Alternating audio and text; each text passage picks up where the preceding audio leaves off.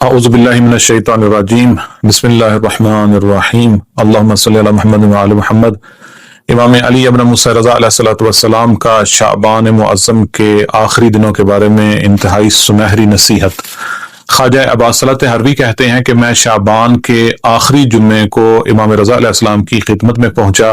امام رضا علیہ السلام نے فرمایا کہ اے ابا صلوت، تجھے معلوم ہے کہ شعبان کا بیشتر حصہ گزر چکا ہے اور یہ اس کا آخری جمعہ ہے۔ اس کے باقی ماندہ دنوں کو غنیمت شمار کرو اور زیادہ سے زیادہ اپنے گناہوں کی تلافی کرو۔ جو چیز تمہارے لیے مفید ہے اس کی طرف متوجہ ہو، اور جو چیز تمہارے لیے نقصان کا باعث ہے اس سے بچو۔ زیادہ سے زیادہ دعا اور استغفار کرو، قرآن کی تلاوت کی مقدار کو بڑھا دو اور اپنے گناہوں سے اللہ کی بارگاہ میں توبہ کرو۔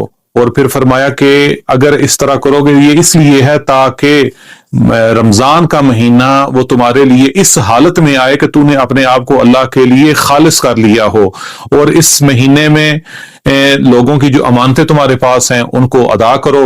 مسلمانوں کے بارے میں دل میں کینہ نہ رکھو، اپنے گناہوں کو چھوڑ دو، اللہ سے ڈرو، اور ظاہر میں بھی باطن میں بھی اللہ پر توکل کرو، اور جس نے اللہ پر توکل کیا اللہ ہی اس کے لیے کافی ہے۔ اور پھر فرمایا کہ اس مہینے میں آخر میں یہ جو دن گزر رہے ہیں، اس دعا کا زیادہ سے زیادہ اللہ کی بارگاہ میں تکرار کرو۔ وہ دعا کیا ہے؟ فرماتے ہیں امام رضا علیہ الصلوۃ والسلام